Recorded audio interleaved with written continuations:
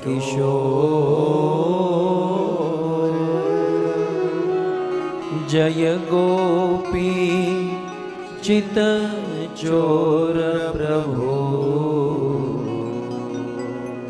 जय जय माखन चोर जय जय माखन चोर। श्री कृष्णचंद्र भगवान की, श्री रामचंद्र भगवान की। उपस्थित भगवत कथा अनुरागी पधारे हुए भक्त वृंद, इस सभा को परम सुशोभित करने वाले भगवत कथा रसिक वरिष्ठ भक्तगण, आधुनिक विज्ञान के माध्यम से हजारों की मात्रा में इस कथा का श्रवण करने वाले देश विदेश के श्रोतागण एवं ये सुंदर कथा का आयोजन करने वाले इस कथा के यजमान कौन से शंकर हैं? गौरी शंकर पोदार जी, उनकी धर्मपत्नी शशि पोदार, उनके सुपुत्र मोहित पोदार, उनकी धर्मपत्नी प्राची माता, उनकी सुपुत्री शेविया, इनकी बहन, क्या नाम है जी आपका? पूजा, हाँ? और उनके धर्मपति अभय, अभय बाबू। आप सभी भक्तों का श्रीमद् भागवत कथा के षष्ठ दिवस में पुनः एक बार हार्दिक स्वागत एवं आप सभी भक्तों के चरणों में हमारा प्रणाम।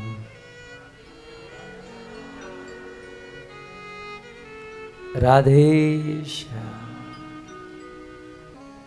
आनंद आ रहा है?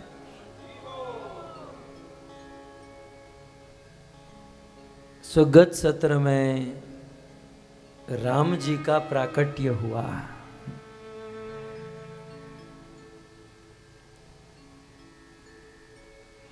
राम जिसके बिना जीवन में आराम नहीं हो सकता, राम जो मर्यादा पुरुषोत्तम है। हनुमान जी को पूछा कि राम जी का प्राकट्य क्यों होता है? श्रीमद् भागवत जी के पंचम स्कंद में श्री हनुमान जी कहते हैं कि राम जी रावण को मारने के लिए प्रकट नहीं हुए। रावण को मारना होता तो अपने साकेत में बैठकर ही मार देते हैं। जो प्रभु अपनी एक इच्छा शक्ति संकल्प मात्र से करोड़ों ब्रह्मांड का पालन सर्जन प्रलय कर सकते हैं, ये 2-5 मच्छरों को मारने के लिए धरती पर आएंगे? नहीं। राम जी इस धरती पर क्यों आते हैं? हनुमान जी कहते हैं मर्त्यवतारस्तु ही मर्त्य शिक्षणम रक्षावधा एव न केवलम विभो। ये विभु भगवान राम इस धरती पर आने का एक ही कारण है, इस धरती पर रहने वाले मरण धर्मा मनुष्य को मर्यादा सिखाने के लिए राम जी इस धरती पर प्रकट होते हैं।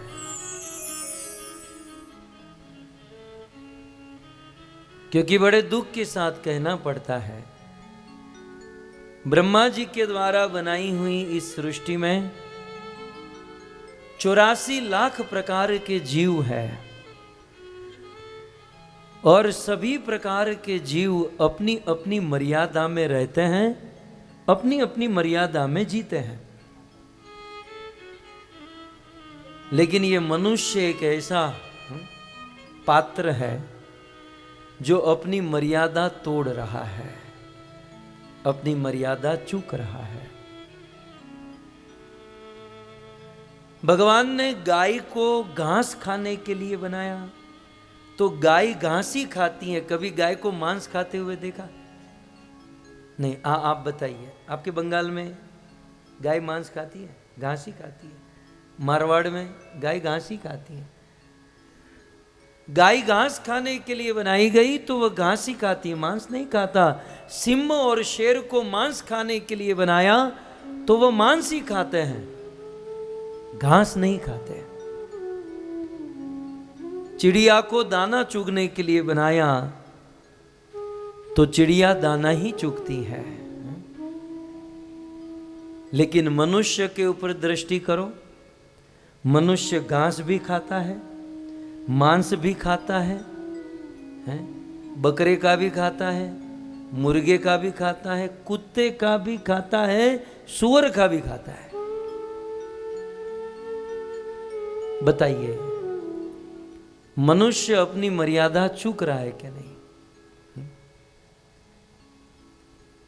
એટલે અમારા ગુજરાતીમાં એક કહેવત છે કે ગાયને ન કહેવું પડે કે તું ગાય થા, વાંદરાને કહેવું નથી પડતું તું વાંદરો થા, કૂતરાને કહેવું નથી પડતું તું કૂતરો થા, પણ માણસને કહેવું પડે છે તું માણા થા। क्योंकि आज का आदमी, आज का मनुष्य मनुष्य नहीं रहा। तब ऐसे समय में मनुष्य को मर्यादा धर्म की शिक्षा देने के लिए राम जी इस धरती पर प्रकट हुए। अपने निज आचरण से मर्यादा क्या होती है राम जी ने अपने आचरण से सिखाया।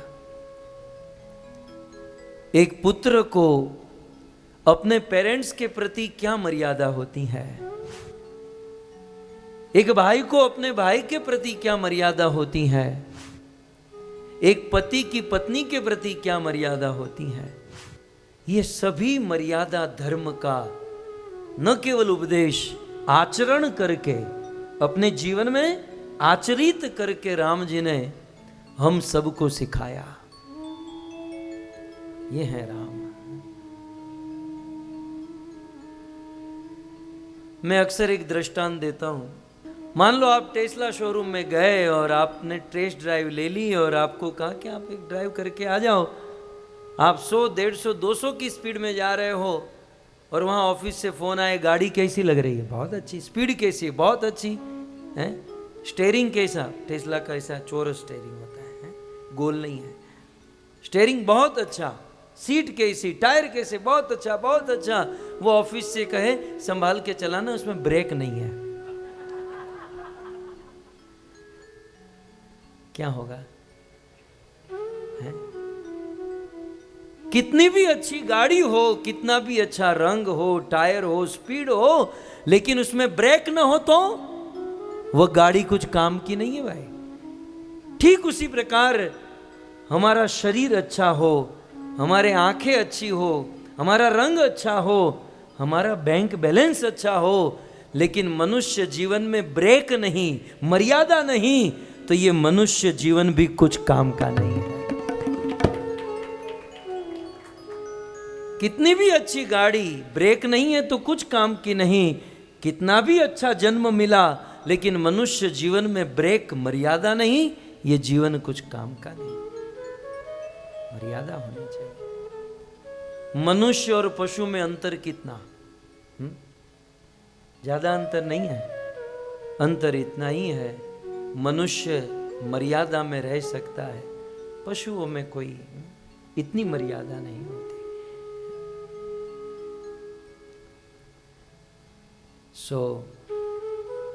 मर्यादा धर्म की शिक्षा देने के लिए राम जी प्रकट हुए। अब रामचरित्र तो बहुत विशाल है। हम जन्म के ऊपर थोड़ा सा गौर करें तो कल आपने सुना कि राम जी प्रकट हुए और प्रकट हुए मां कौशल्या के सामने।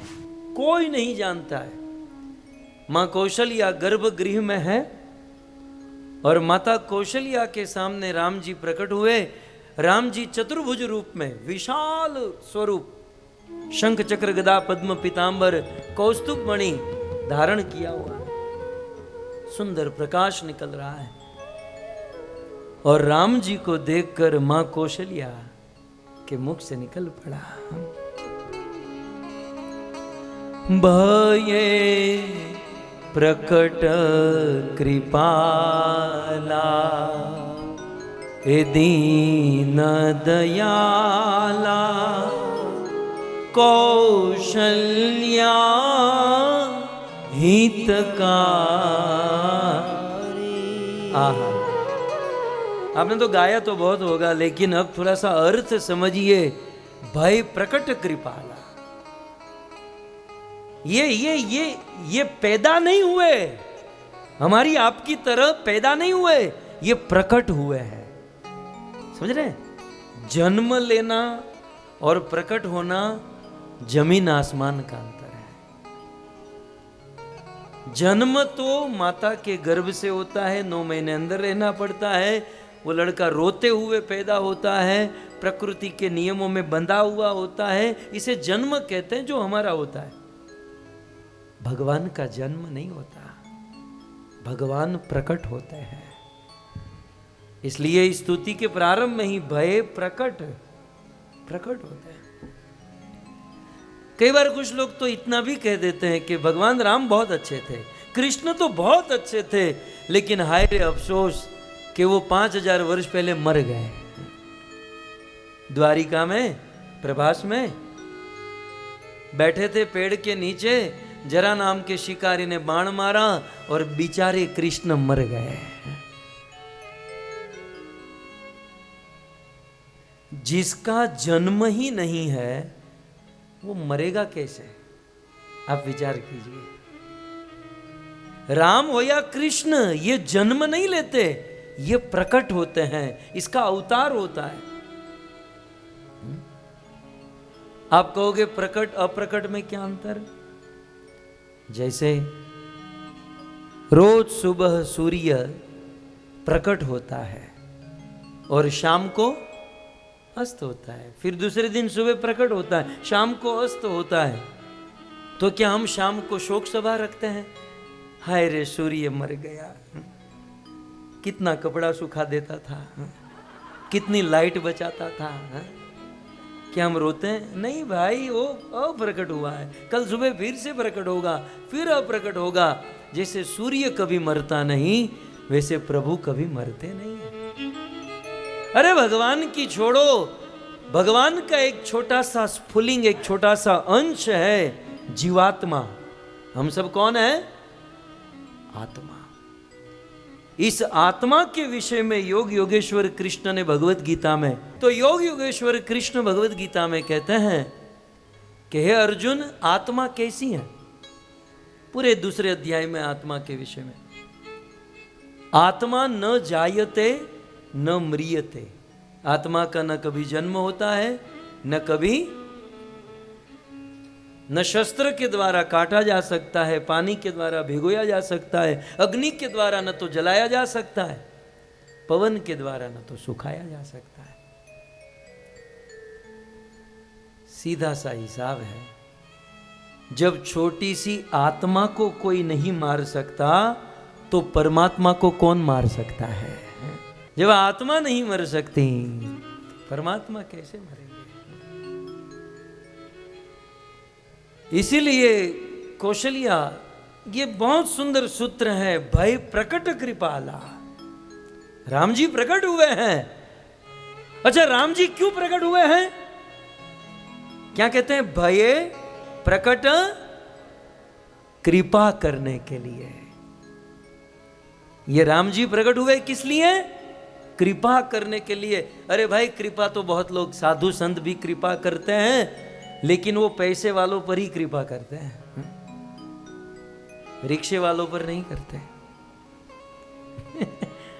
साधु संत भी देखा गया है कि पैसे वालों पर ज्यादा कृपा करते हैं, गरीब दीनहीन पर कृपा नहीं करते। लेकिन राम जी का जन्म क्यों?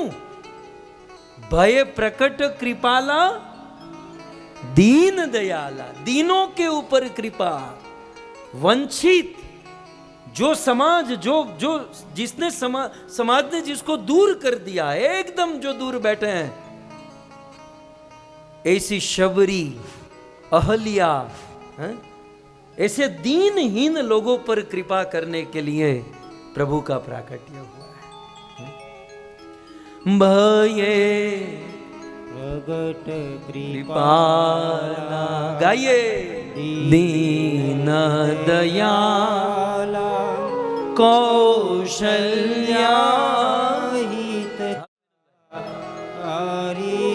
हर्षित महतारी मुनि मनहारी अद्भुत रूप विचारी हर्षित महतारी मुनि मनहारी अद्भुत रूप विचारी लोचन अभिरामा तनु घन श्यामा लोचन अभिरामा गाइए तनु घन श्यामा निज आयुध भुज चारी भूषण वन नयन विशाला शोभा सिंधु खरारी माता पुनि बोली सोमति डोली माता पुली डोली सोमारी डोली तजहु तात यह रूपा की जैसी सुरीला अति प्रियशीला यह सुख परमायनोपा।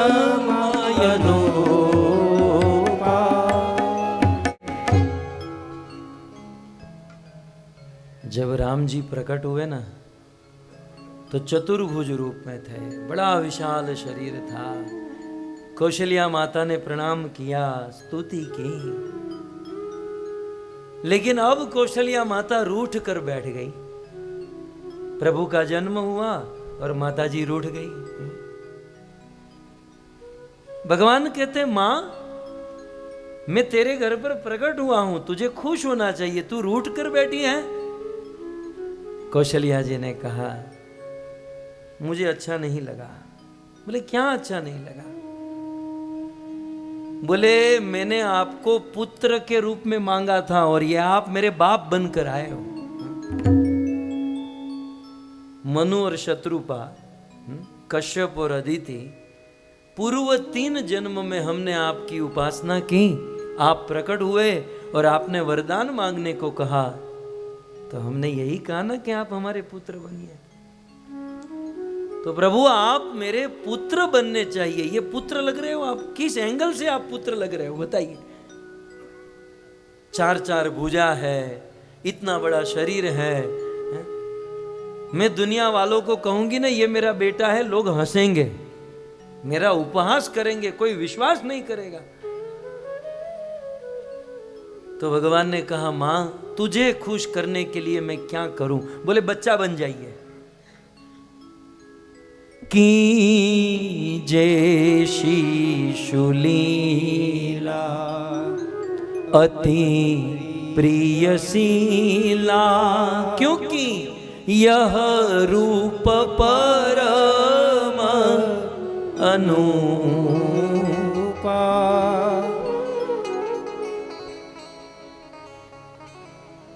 भगवान जो है ना, भगवान के रूप में मिले अच्छी बात है, लेकिन इससे करोड़ों करोड़ों गुना अच्छी बात है कि वो भगवान हमें पुत्र के रूप में मिले, पति के रूप में मिले या सखा के रूप में मिले।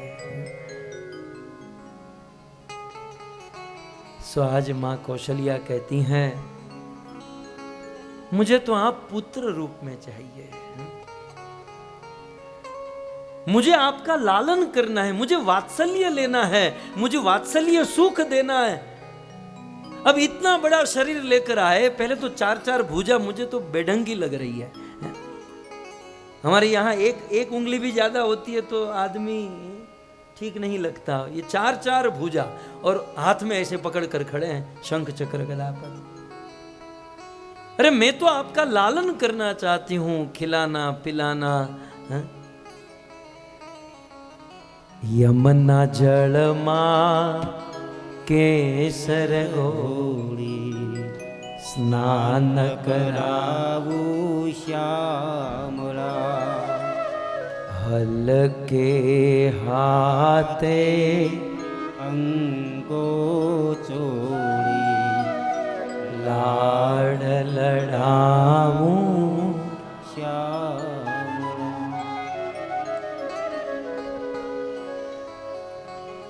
यमुना जल में स्नान करा के आपको मैं लाड। महाप्रभु वल्लभाचार्य ने कितना सुंदर, हलके हाथे अंगो छोड़े। અમુક માતાઓ જુહુના કિનારે રહેતા હોય, આ દરિયાની હવા આવે, લાલા કાળા પડી જાય ક્યારેક ક્યારેક, કાંસાના હોય ને એટલે લાલા કાળા થઈ જાય, અને પછી મહિને 2 મહિને પીતાંબરી પેલો વાસણ ધોવાનો પાવડર લઈને ઉટકી નાખે લાલાને। यहाँ ઉટકના नहीं है, માંજના नहीं है। हलके हाथे अंगो चोरी, अन लाड लड़ाऊं। हल्के हाथ लाड लड़ाना चाहते हैं। भगवान अपनी माँ को मनाने लगे कि माँ तो मैं क्या करूं, चल तू जो बोले मैं करने के लिए, बता मैं क्या करूं, मुझे तेरा बेटा बनना है, मैं क्या करूं। कौशल्या अम्बा ने कहा कि ये जो 4 भुजा है ना उसमें से 2 निकाल दो, 2 माइनस करो, चलो जल्दी जल्दी। देखते ही देखते भगवान ने 2 बोले हो गया माँ, अब 2 भुजा वाला। अब क्या करूं? बोले अब ये जो इतने बड़े स्वरूप में हो आप, साइज छोटी कर दो पहले। मारे तुमने घोड़िया में नाखवा कई रीते नाखूं, पलने में कैसे बिठाऊं आपको, आप साइज छोटी कर दो। चतुर्भुज में से 2 भुज हुए और विभू स्वरूप था, भगवान ने एक छोटा सा रूप, बच्चे बन गए। प्रभु ने कहा कि हो गया मां, अब ठीक। बोले अभी भी ठीक नहीं है। बोले अब क्या बाकी रहा? बोले अब आप रोने लगो। बोले हमारे गांव में, हमारे यहाँ कोई बच्चे का जन्म होता है तो वो रोता है, आप रो नहीं रहे हो। भगवान कहते हैं लेकिन मां मुझे तो ऐसा कौन सा दुख पड़ा है कि मैं रोऊं, मैं तो आनंद का समुद्र हूं, जो आनंद सिंधु सुख राशि, मैं क्यों रोऊं।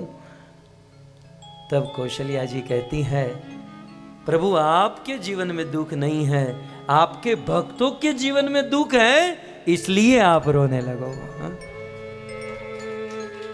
भक्तों के दुख से दुखी होकर जब राम जी रोए ना, बड़े आदमी का रोना भी बड़ा होता है। मैं कभी कभी इमेजिन करता हूं कि क्या चीख लगाई होगी, है क्या राम जी रोए होंगे। गोस्वामी जी लिखते हैं सुनी वचन सुजाना, हे रोदन ठाना, सुनी वचन सुजाना, रोदन ठाना। राम जी रोने लगे। कौशल्या कहते हैं हुई बालक सूरभू, अब राजा का बेटा लग रहा है। और यह चरित जगावही हरि पद पाहि तेन परहि भवकूपा। राम जी के इस चरित्र को जो गाएगा सुनेगा वो हरि के चरणों को प्राप्त करेगा, फिर कभी इस भवसागर में नहीं पड़ेगा।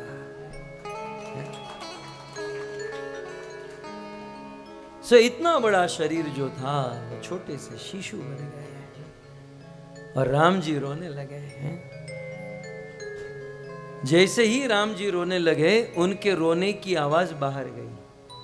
बाहर दासियां खड़ी थी और दासियों को समझ में आ गया कि कौशल्या माता ने सुंदर बालक को पुत्र का जन्म दिया है।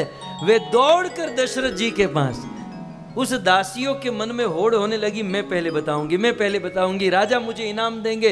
दौड़कर राजा दशरथ के पास, महाराज आपकी बड़ी रानी कौशल्या को सुंदर पुत्र का जन्म हुआ। दूसरी आई, बोले आपकी कैकेयी को सुंदर एक पुत्र का जन्म हुआ। तीसरी दासी आई, सुमित्रा को 2 पुत्र हुए। राजा दशरथ फूले नहीं समा रहे हैं। दशरथ पुत्र जन्म शूनिका मानहु ब्रह्मानंद समाना। दशरथ पुत्र जन्म शूनिका मानहु ब्रह्मानंद समाना।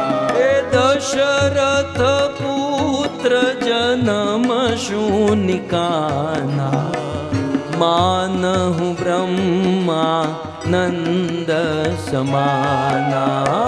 दशरथ पुत्र जन्म शूनिका मानहु ब्रह्मानंद। इस सभा में जितने भी लोग बैठे लगभग सब लोग गृहस्थ हैं, सबको 1-1 2-2 संतान बेटे बेटियां हैं। जब प्रथम बालक का जन्म होता है उस पुत्र के जन्म का क्या आनंद होता है वो तो एक बाप ही जानता है। और यहां महाराज दशरथ बुढ़ापा आ चुका था, लगभग उम्र ढलने जा रही थी और ऐसी अवस्था में 1 नहीं 2 नहीं 4 पुत्र हुए। महाराज दशरथ खुशी के मारे पागल हो गए, दौड़ने लगे, जो भी गले में था दासियों को देने लगे, लुटाने लगे। ब्राह्मणों को बुलाओ, स्वस्ति वाचन कराओ, गायों का दान, हाथी का दान, घोड़े का दान, दौड़ने लगे। परमानंद पुरी मन राजा कहाँ बोलाई बजावहु बाजा। परमानंद पुरी कहाँ बुलाई बजावत बाजा। जाकर नाम सुनत शुभ होई मेरे गृह आवा प्रभु सोई।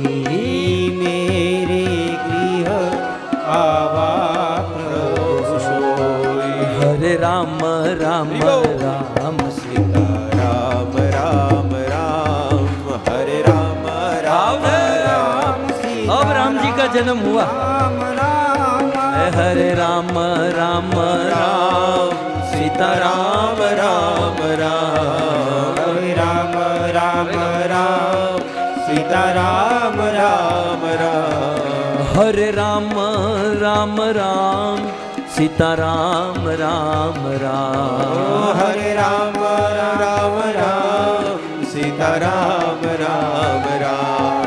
हरे राम राम राम सीता राम राम राम। हरे राम राम राम सीता राम राम राम। हरे राम राम राम सीता राम राम राम। हरे राम राम राम सीता राम राम राम। हरे राम राम राम सीता राम राम राम। हरे राम राम राम सीता राम राम राम। राम चरण रति जो चहे अथवा पद निर्वाण भाव सहित सोयह कथा भरो श्रवण पुटका रघुपति राघव राजा राम पतित पावन सीताराम रघुपति राघव राजा राम पतित पावन सीताराम मंगल भवन अमंगलहारी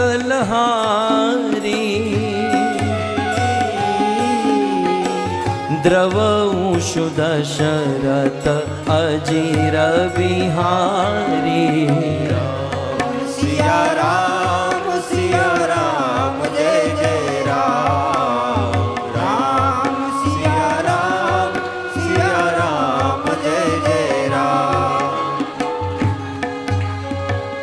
हरि अनंत हरि कथायनंता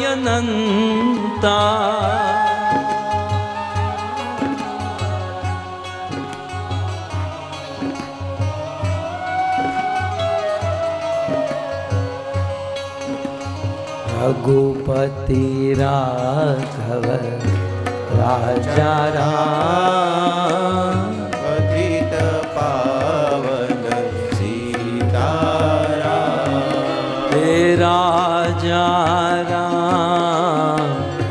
राजा राम पतित पावन सीता भाव से राजा राम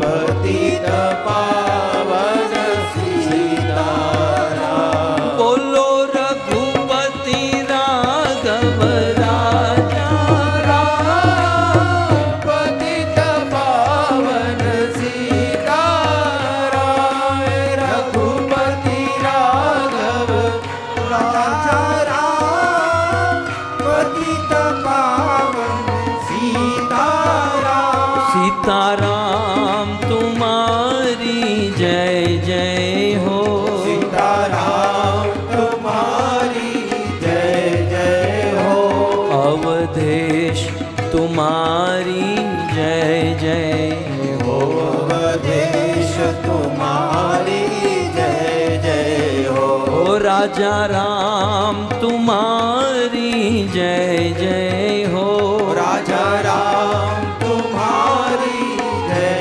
जय हो अवधेश तुम्हारी जय जय हो अवधेश तुम्हारी जय जय श्री रामचंद्र भगवान की जय सो इस प्रकार राम जी का प्राकट्य फिर तो रामचरित्र अनंत है, इसका कोई अंत नहीं है। सुखदेव गोस्वामी महाराज परीक्षित को 2-5 अध्यायों में राम कथा सुनाते हैं। कहते हैं परीक्षित आपने पहले से ही राम कथा सुन रखी है, इसलिए मैं विस्तार नहीं कर रहा। आप जानते हैं राम कथा रामायण ग्रंथ 100 करोड़ लोगों ने लिखे हैं।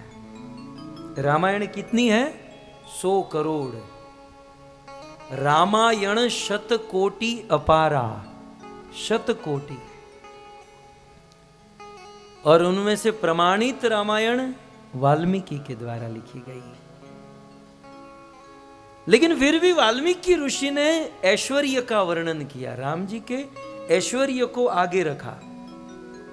और वही वाल्मीकि ऋषि कलयुग में गोस्वामी तुलसीदास जी के रूप में प्रकट हुए। भविष्य पुराण के अनुसार वाल्मीकि स तुलसीदास, वाल्मीकि ही तुलसीदास बने। कुछ लोगों तो इसमें भी प्रॉब्लम है। जिसके दिमाग में प्रॉब्लम होती है ना, उसे पूरी दुनिया में प्रॉब्लम दिखाई देती है। अपने अड़ोस पड़ोस से बाज नहीं आए तो तुलसीदास जी से दुश्मनी ले लेता है। मैंने एक बार मेरे गुरुजी से पूछा, पूज्य राधा गोविंद गोस्वामी हमारे गुरुदेव, बिहार से है उनका शरीर। आज से 15 साल पहले 10,000 लोग हमारे बोरीवली दहीसर में इन्होंने राम कथा का आयोजन किया था 15 साल पहले।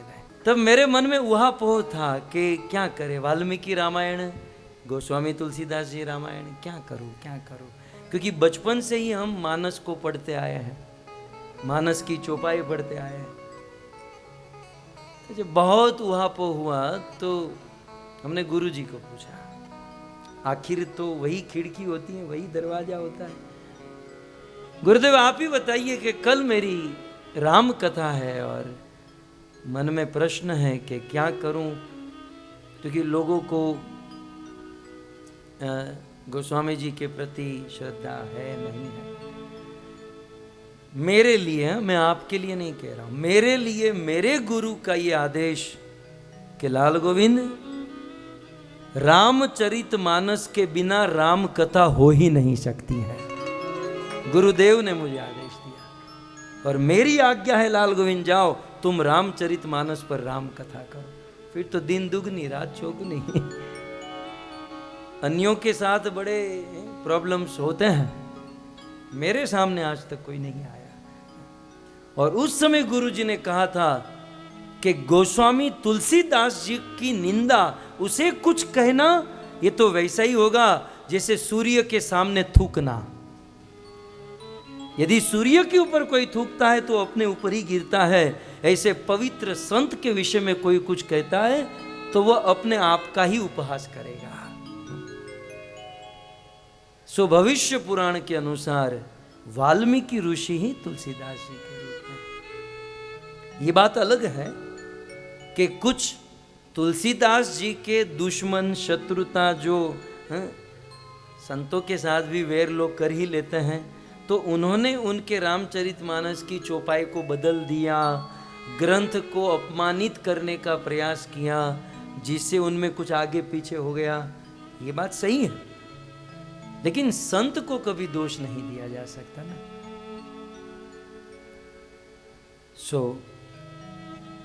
जिस दिन हम राम जन्म मनाते हैं ना, उस दिन राम का जन्म का तो आनंद है ही, लेकिन राम जन्म के दिन ही गोस्वामी तुलसीदास जी ने रामचरितमानस ग्रंथ लिखा था।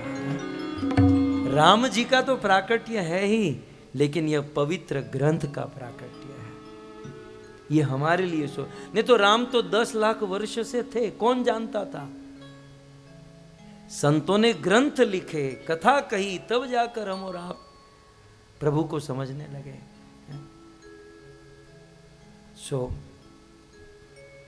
रामायण शतकोटि अपारा, रामायण बहुत हैं। कभी राम कथा सुनेंगे तब राम जी के चरित्र को विस्तार से सुनेंगे।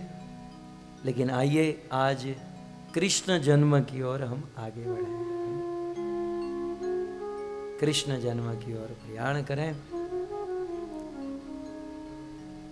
श्रीमद् भागवत के 10वें स्कंद में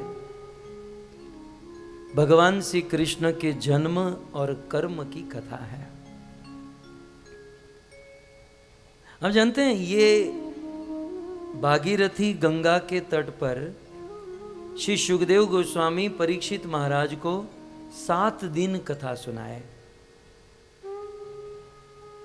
और कथा सुनाते सुनाते सुनाते 4 दिन बीते, चौथा दिन चल रहा था। कितने दिन बाकी हैं अभी? 3 दिन। और सुखदेव जी गंगा की धारा के समान बोलते ही जा रहे थे। हमारा तो क्या है, 3 घंटे में आप थक जाते हो, फिर भोजन करना, फिर सोना, फिर से असेंबली होना, फिर वहां तो कंटिन्यू 24 आवर चल रहा था। सो वहां तो कंटिन्यू धारावत।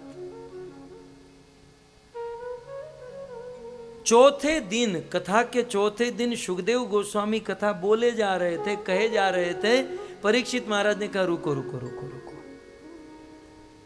सुखदेव जी की छोड़ो, यहां पर भी किसी को खड़े होकर कहना लाल गोविंदास रुको, कितना बड़ा रिस्क है, ये लड़का कुछ भी बोल देगा।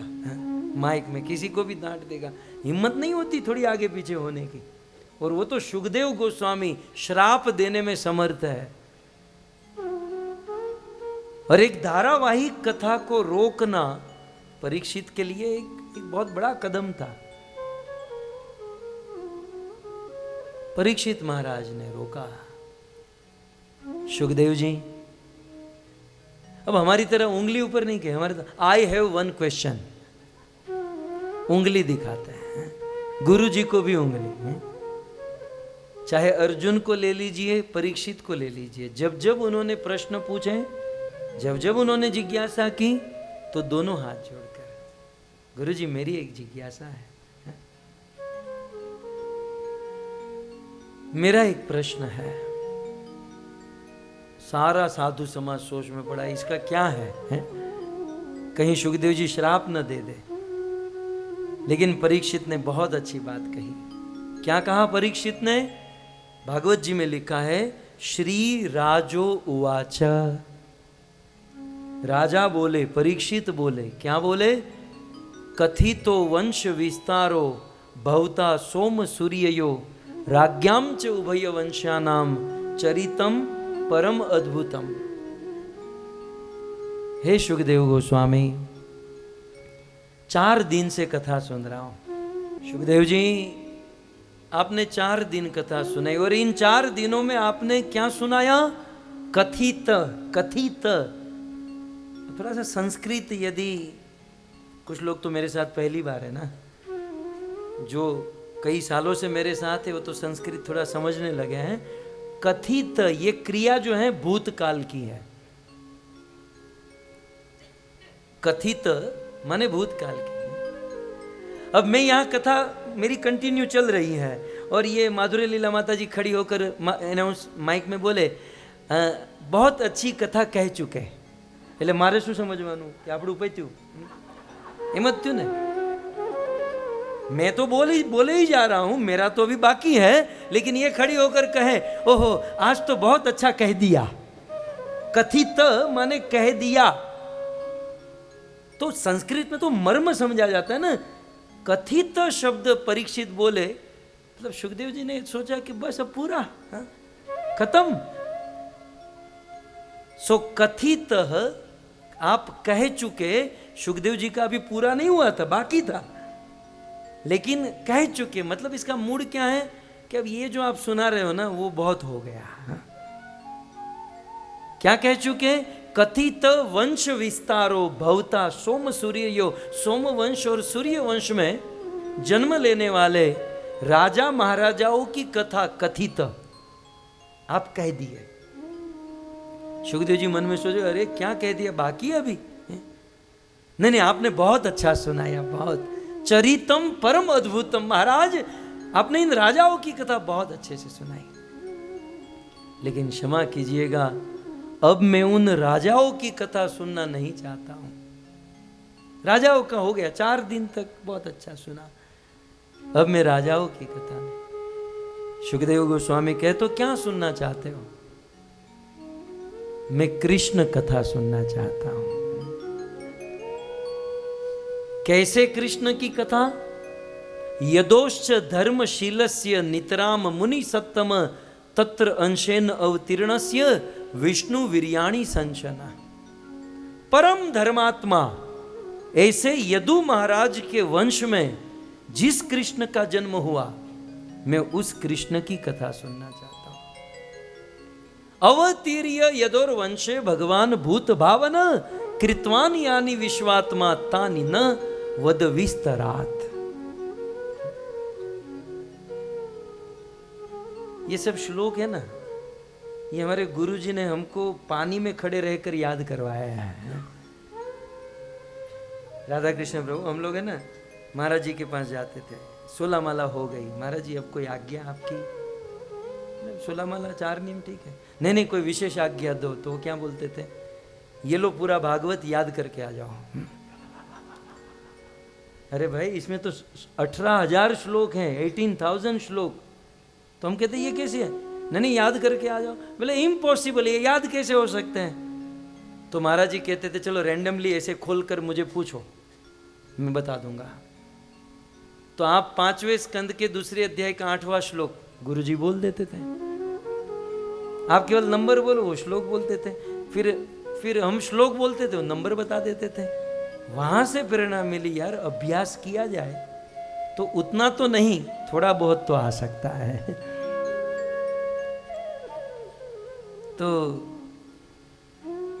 तो गुरुदेव की ये इच्छा होती थी कि श्लोक याद होने चाहिए, क्योंकि भागवत के श्लोक जो है ना स्वयं भगवान है। आपको थोड़ा सा अनुभव होता होगा, जो भी है कथा में आनंद आ रहा है, आपको ऐसा होता होगा। इसमें आनंद जो आ रहा है लाल गोविंद दास का कुछ नहीं है। हम क्या कर रहे हैं कि भागवत के जो मूल श्लोक है उसी को प्रस्तुत कर रहे हैं, क्योंकि भागवत के श्लोक भगवान का स्वरूप है और भगवान आनंदमय है। तो यदि एज इट इज ओरिजिनली यहां वहां की बाहर की बात ना करे और मूल भागवत की बात करे तो आनंद आना ही है। और आनंद के साथ साथ पवित्रता भी आएगी, हृदय पवित्र होगा, भक्ति और प्रेम बढ़ेगा। सो ये भागवत जी की महिमा है, सारी है, हमारा कुछ नहीं है। यदु वंश में जन्म लेने वाले, और जन्म क्यों लेते हैं? विश्वात्मा, जो पूरे विश्व को शक्ति देने के लिए, विश्व को चलायमान करने के लिए जो इस संसार में प्रकट होते हैं, ऐसे कृष्ण की कथा सुनाइए। कृष्ण की कथा जो है ना सभी टाइप के लोगों के लिए उपयुक्त है। जो मुक्त हो चुके हैं, सनकादिक, नारद, भगवान कपिल, ये सब मुक्त जीव हैं। मुक्त जीवों के लिए कृष्ण कथा जीवन है। वो तो कथा के बिना जी नहीं सकते। तव कथामृतम तप्त जीवनम। गोपियों के लिए, मुक्त जीवात्माओं के लिए तो कथा जीवन है। आप लोग मुक्त हैं, हम लोग मुक्त हैं नहीं, लेकिन हाँ मुक्त होना चाहते हैं। तो इस कैटेगरी को कहते हैं मुमुक्षु, जो मुक्त नहीं है लेकिन मुक्त होना चाहते हैं, मुमुक्षु, साधक। हम साधक भक्तों के लिए कृष्ण कथा अमृत के समान है। मुक्त लोगों के लिए कृष्ण कथा जीवन है, हम मुमुक्षु साधकों के लिए कृष्ण कथा अमृत है। और फिर कुछ लोग संसार के भोगों में फंसे हैं, संसार की मोह माया में फंसे हैं, उनके लिए कृष्ण कथा औषधि के समान है। ऐसी औषधि जो माया से मुक्त कर देती है। तो ये सबके लिए काम किया है। इसलिए परीक्षित महाराज ने कह दिया, निवृत्त तर्ष उपगीय मानाद भवौषधाक्षोत्र मनोभिरामात क उत्तम श्लोक गुणानुवादात पुमान विरज्यत विना पशुघ्नात। हे सुखदेव गोस्वामी, इस दुनिया में ऐसा कौन मनुष्य होगा जो कृष्ण कथा नहीं सुनेगा? ऐसा इतना बड़ा क्लेम किया परीक्षित ने कि कौन मनुष्य कृष्ण कथा नहीं सुनेगा, क्योंकि कृष्ण कथा सबके लिए उपयुक्त है। यदि कोई कहे मैं मुक्त हूं तो भाई तेरे लिए जीवन है। यदि कोई कहे कि मैं मुमुक्षु हूं, तेरे लिए अमृत है। और यदि कोई कहे कि मैं संसार में फंसा हुआ हूं तो तेरे लिए औषधि है। सबके लिए काम करती है। तो फिर कौन होगा जो कृष्ण कथा नहीं सुनेगा? महाराज, आप मुझे कृष्ण कथा सुनाइए। मैं कृष्ण कथा सुनना इसलिए भी चाहता हूं, कृष्ण अपने आप में ही दिव्य है, लेकिन साथ ही साथ कृष्ण कथा इसलिए क्योंकि कृष्ण की हम पर बड़ी कृपा है। उस भगवान श्री कृष्ण की हमारे बाप दादाओं पर बड़ी कृपा है। मैं विचार करूं कि कृष्ण यदि हमारे बाप दादाओं के साथ नहीं होते, परीक्षित कहते हैं, तो हमारे पितामह हमारे पांडवों का क्या हुआ होता? परीक्षित महाराज कहते हैं, पिता महा में समरे मरंजये देवव्रता आदि रथे स्तिमिंगले दुरत्ययम कौरव सैन्य सागरम कृत्वा तरम।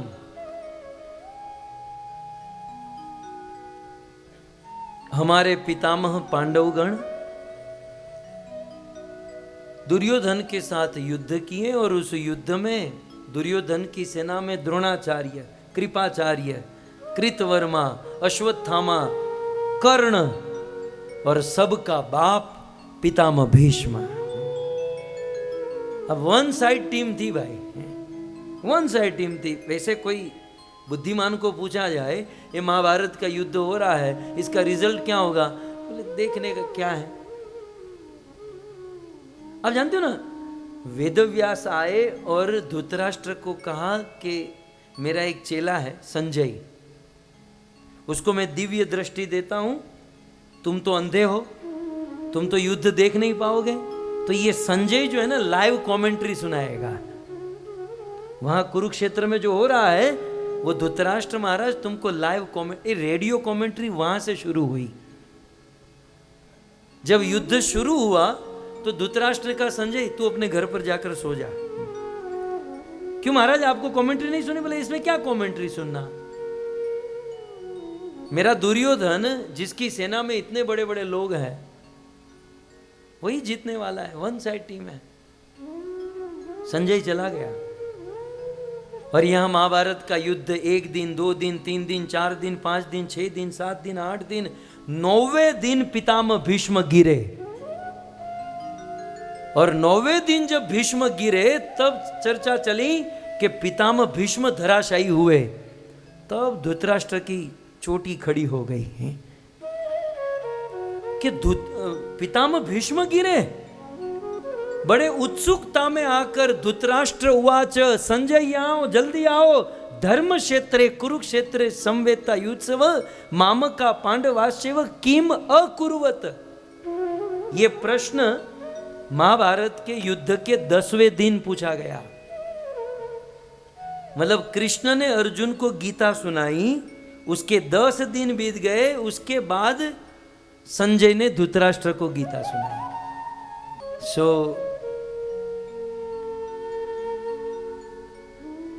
परीक्षित महाराज कहते हैं कि उस कृष्ण की कृपा से हमारे पांडवगण उस महाभारत के भीषण युद्ध में विजयी हो गए। और इतना ही नहीं, अब ये कहते हुए परीक्षित महाराज गदगद स्वर से कहते हैं कि हे सुखदेव जी, ये मैं भी जो आपके सामने बैठा हूं ना, उसी कृष्ण के द्वारा दिया हुआ प्रसाद है ये मेरा शरीर। क्योंकि मैं तो मेरी माता के गर्भ में मर ही चुका था। उस कृष्ण ने मेरी गर्भ में रक्षा की, तब जाकर आज मैं जीवित हूं आपके सामने बैठा। थोड़ा सा लॉजिक समझना है। परीक्षित ने कहा कि मैं मर चुका था, कृष्ण कृपा से मैं बच गया, इसलिए आप मुझे कृष्ण कथा सुनाइए। कोविड में हम लोग मर नहीं गए थे, अच्छे अच्छे लोग नहीं मर गए, लेकिन कृष्ण कृपा से हम बच गए हैं। तो फिर अब हमको क्या करना चाहिए? कृष्ण कथा सुननी चाहिए। अब तक जो हुआ सो हुआ, लेकिन अब जो शेष जीवन है ये कृष्ण के नाम, प्रभु के नाम करना चाहिए। सो परीक्षित महाराज का यह निर्णय है, कृष्ण कथा सुनाई। सुखदेव गोस्वामी कहते हैं कि चलो ठीक है, कृष्ण कथा मैं तुम्हें सुनाऊंगा, लेकिन कृष्ण कथा भी तो बहुत बड़ी है ना, समुद्र के समान विशाल है। कृष्ण कथा में क्या सुनना चाहते हो? कोई स्पेसिफिक प्रसंग है तुम्हारे पास? कोई मेन्यू है? परीक्षित महाराज जितना दे सकते थे उतना दे दिए हैं। बोले महाराज पहले तो ये बताइए कि रोहिणी स्तनय प्रोक्तो राम संकर्षणस्त्वया देवक्या गर्भ संबंध कुतः देहांतर विना। ये कृष्ण के बड़े भाई बलराम रोहिणी के पुत्र भी कहे गए और देवकी के गर्भ में भी थे, रोहिणी के गर्भ में भी थे। एक लड़का 2 मां के गर्भ में कैसे पॉसिबल है? पहले तो ये बलराम वाला क्लियर कर दीजिए, मुझे बलराम जी की कथा सुनाइए। और फिर दूसरा, कस्मान मुकुंद भगवान पितृ गेहात ब्रजम गत, दूसरी बात ये समझ में नहीं आती कि महा मुश्किल से कृष्ण का जन्म वसुदेव के वहां हुआ, तो जन्म लेकर ही मथुरा से गोकुल क्यों चले गए? अकस्मात। अच्छा, गोकुल में वो कितने टाइम रहे, मथुरा में कितने टाइम रहे, द्वारिका में कितने टाइम रहे, और ये तीनों जगह पर रहकर क्या किया? कृपया करके सुनाइए। और सुना है कि कृष्ण ने 16,108 विवाह किया। यहां तो एक मुश्किल से हम चला लेते हैं, और 16,108। ये सभी रानियों के साथ जो विवाह हुआ, वह कथा विस्तार से सुनाइए। और मैंने जो पूछा ना वो तो सुनाइए, जो पूछना भूल गया वो भी सुनाइए। मतलब ये लोग कहे, मानो ये मुझे कथा के बाद प्रसाद पाते हैं ना, तो ये मोहित जी और सब लोग होते हैं, मुझे पूछे क्या खाओगे, तो मैं शुरू हो जाऊं, पिज़्ज़ा, पास्ता, ये, और मैंने जो कहा वो भी नहीं कहा, वो भी लाओ, तो मतलब पूरी रेस्टोरेंट उठा कर लाओ यहाँ पर। यही हुआ ना। परीक्षित बड़े बुद्धिमान, बोले मैंने ये जो पूछा वो भी, और मैं जो पूछना भूल गया, जो रह गया, कृष्ण के बारे में महाराज जो कुछ है वो सब मुझे सुनाओ, और तानी न वद विस्तरात, विस्तार से सुनाओ, विस्तार से। ठीक है। सुखदेव जी ने कहा कि तुम्हारी जिज्ञासा बहुत अच्छी है, मैं तुम्हें कृष्ण कथा सुनाऊंगा, परंतु परीक्षित 4 दिन बीत गए, और परीक्षित तुमने 4 दिन से मैं देख रहा हूं न भोजन किया, न जल पिया, न निद्रा की। यहां तो देखो जुहू में कथा में भी निद्रा कर लेते हैं, कथा में बैठे बैठे जल पी लेते हैं, लेकिन परीक्षित न तो तुमने भोजन किया, न जल पिया, न निद्रा हुई। तुम एक काम करो, थोड़ा रेस्ट कर लो, थोड़ा भोजन पानी कर लो, फिर कथा सुनाऊंगा। क्योंकि राजा जो होते हैं ना, राजाओं को तो हर 2-5 मिनट में कुछ ना कुछ आते रहता है। आप कहोगे हमको कैसे पता? हम जब फ्लाइट से जाते हैं तो आगे बिजनेस क्लास में हर 5-5 मिनट में हमारे इकोनॉमी वाला जो तो रेवानू ने पाछड़ बैठा बैठा आगे वाले क्या खा रहे हैं। तो राजाओं को तो ये अभ्यास होता है ना, हर 5-5, 10-10 मिनट में खाना पीना और सब कुछ। तो महाराज आप तो ये सब भोगने के अभ्यस्त हो, और 4 दिन से कुछ खाया पिया नहीं, कुछ भोजन पानी निद्रा कर। परीक्षित, मैं अभी यहाँ कहूँ कि आज भीड़ बहुत हो गई है और आधा क्राउड खड़ा है, शशि जी पीछे मुड़कर तो देखो, आप देखो एक बार, आज हाउसफुल का हाउसफुल हो गया है? ठीक है, अब सब मुड़ जाओ यहाँ पर। ये भीड़ को हिलाना नहीं है, मुश्किल से सब यहाँ सेट हुआ है, तो जो जहां है वहीं रहिएगा भाई। लेकिन अभी मैं कहूं कि थोड़ा सा क्राउड बढ़ गया है कि तो आज है ना, वैसे 5 बज गए हैं, आज विराम कर लेते हैं, भोजन करते हैं। एक आदमी भी यहां बैठेगा?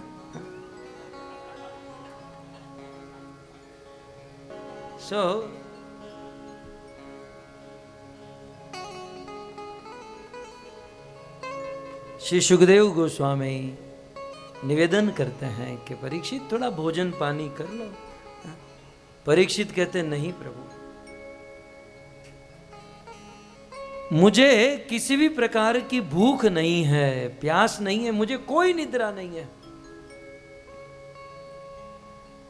सुखदेव गोस्वामी ने कहा कि परीक्षित, वहां जब तुम जंगल में गए मृगया करने, तो आधे दिन तक पानी नहीं मिला, प्यासे हो गए और समीक ऋषि का अपराध कर लिया, और यहां 4-4 दिन से पानी भोजन कुछ नहीं मिला और आपको प्यास नहीं लगी, कारण क्या है? परीक्षित महाराज कहते हैं कि हे सुखदेव गोस्वामी, आपके श्री मुख से कथा अमृत पी रहा हूं, आपके श्रीमुख से झरने की तरह जर्जर जर्जर जरता हुआ पिबन त्वम त्वम मुखाम्बुजम च्यूतम हरि कथामृतम, जब मैं कथा रूपी अमृत पी रहा हूं तो साधारण पानी की प्यास कैसे लग सकती है महाराज? मुझे कोई प्यास नहीं है। बस आप कृष्ण कथा सुनाइए। और ये जिज्ञासा, ये लोलुपता देखकर सुखदेव जी प्रसन्न हो गए और अपनी ओर से कहा, एवं व्यवसिता बुद्धि हे तव राजर्षि सत्तम, हे राजन तुम्हारी बुद्धि बिल्कुल ठिकाने पर लगी है। हम लोग कहते हैं ना, इसकी बुद्धि ठिकाने पर नहीं है। सुखदेव जी कहते हैं आपकी बुद्धि बिल्कुल ठिकाने पर, कृष्ण कथा पर आपकी बुद्धि रुकी है, जो आपने निर्णय लिया है। और अब कृष्ण जन्म कथा सुनाना प्रारंभ करते हैं।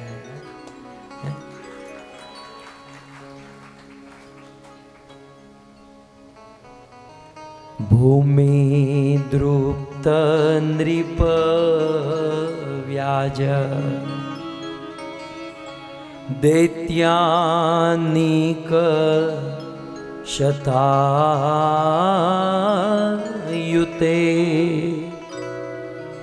आक्रांत भूरि भारेण ब्रह्माणं शरणं ययो।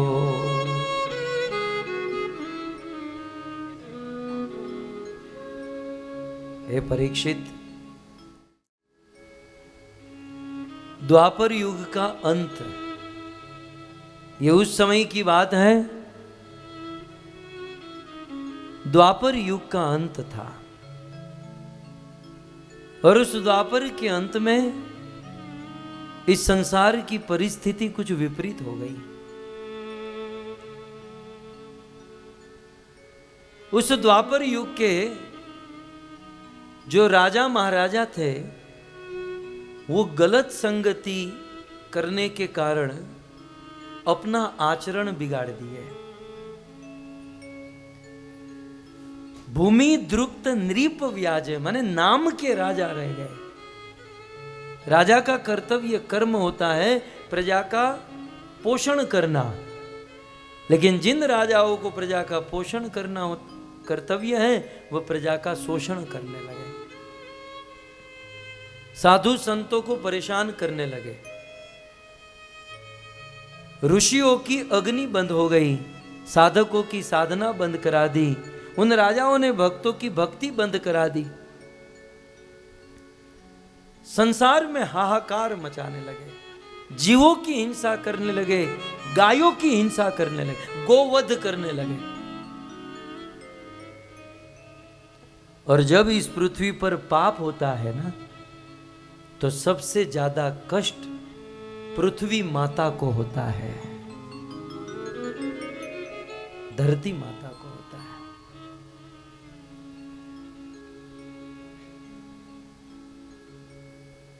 भूमि द्रुप्त नृप व्याज, पृथ्वी माता बड़ी दुखी हुई।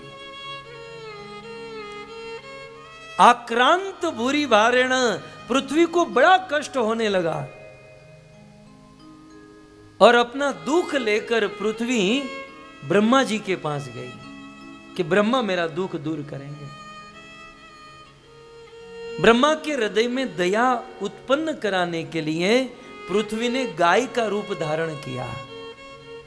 सुखदेव जी कहते हैं, परीक्षित गौ भूतवा, गाय का रूप लेकर अश्रुमुखी खिन्ना क्रंदंती करुणम विभो, खिन्न मन से रोते हुए करुण स्वर से वे देवी पृथ्वी ब्रह्मलोक में ब्रह्मा के पास गई। ब्रह्मा को अपना सारा दुख सुनाया और ब्रह्मा तत् उपधारिया, तो ब्रह्मा ने सारा दुख सुना और सुनकर कहा कि पृथ्वी, छोटा मोटा दुख होता तो मैं ही दूर कर देता, लेकिन इतना बड़ा दुख मेरे बस की बात नहीं है देवी। अब ये दुख तो केवल भगवान ही दूर कर सकते हैं। लेकिन तुम चिंता मत करो, मैं तुम्हें भगवान के पास लेकर जाऊंगा। ब्रह्मा जी ने शिव जी को बुलाया, नारद को बुलाया और पृथ्वी को लेकर क्षीर सागर के तट पर समस्त देवी देवताओं को लेकर गए। पुरुष स्तुति स्तुति की और प्रभु का सुंदर संकीर्तन कीर्तन किया, और उस कीर्तन से भगवान प्रकट हो गए। भगवान की वाणी प्रकट हुई। वाणी कैसी थी? गिरम समाधो गगने समीरिता, गगन को गुंजाने वाली गंभीर वाणी से भगवान बोले, हंत ब्रह्मन अहो शंभो हे देवा मम भाषितम। हे ब्रह्मा जी, आप जिस उद्देश्य से, जिस कारण से आप यहां पर आए हो ना, वो पहले से ही मैं जानता हूं। और तुम चिंता मत करो, बहुत जल्द इस धरती पर मैं प्रकट होऊंगा और पृथ्वी पर प्रकट होकर दुष्टों का विनाश करूंगा, धर्म की स्थापना करूंगा, साधु संत भक्तों को आनंद दूंगा। आप सब वापस चले जाओ, मैं बहुत जल्द आऊंगा।